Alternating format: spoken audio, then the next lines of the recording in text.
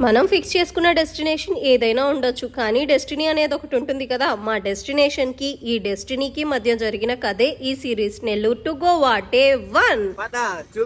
Body నిండా full of excitement తో, బండి నిండా ఫుల్ ఆఫ్ పెట్రోల్ తో నెల్లూరు నుంచి అయితే స్టార్ట్ అయ్యాం. మార్నింగ్ 9 o'clock కి స్టార్ట్ అయినప్పుడు తెలియదు కదా ఎన్ని వింతలు విచిత్రాలు మా ట్రిప్ లో జరుగుతాయని. జస్ట్ మిస్ లో తప్పించుకున్న ప్రమాదాలు, దాటిన బోలెడని టోల్ గేట్లు, దారిలో కొన్ని వేల కబుర్లు, గూగుల్ తల్లి తెచ్చిపెట్టిన తంటాలు, మధ్యలో బండి ఇక్కడ హ్యాండ్ ఇస్తుందో అన్న భయాలు, టిఫిన్ ఏమో ఆంధ్రాలో, లంచ్ ఏమో రాయలసీమలో. ఎట్టా ఉంటాయి రాయలసీమ మర్యాదలు. మరి డిన్నర్ కో తగ్గేదేలే అన్నట్టు కర్ణాటకలో. ఏంటిది ఇలా ఉంది, అసలు ఇది గోవాకెళ్లే రూటేనా అంటూ మా గుండెల్లో కలిగిన కొత్త కొత్త భయాలు.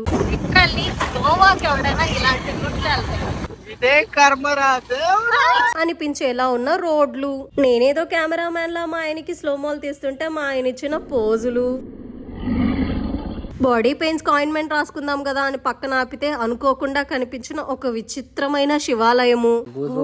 నిజంగా భయం వేస్తుంది నాకైతే, గుడ్డల్లో దడదడ ఉంది. ఇక సాయంత్రం అవ్వగానే పలకరించే అందమైన సన్సెట్, మా భయాలని నిజం చేస్తూ బండిచ్చిన హ్యాండ్, మెకానిక్ తో తెచ్చి పెట్టుకున్న చుట్టరికాలు, చుట్టరికానికి బదులుగా వదిలేసిన మా కొత్త ట్రైపాడ్. చీకటి పడేసరికి అసలు ఈ రూట్ లో మనుషులు తిరుగుతారా లేక దెయ్యాలా అన్నట్టుండే రోడ్లు. మొత్తానికి ఈ రోజే గోవా వెళ్ళిపోతాం అనే మా ఓవర్ కాన్ఫిడెన్స్ ని చంపేస్తూ ఇంకా 300 kilometers బాకీ ఉండగానే అన్ఎక్స్పెక్టెడ్ గా హంపీలో ఆగిపోయేలా చేసిన మా డెస్టినీ.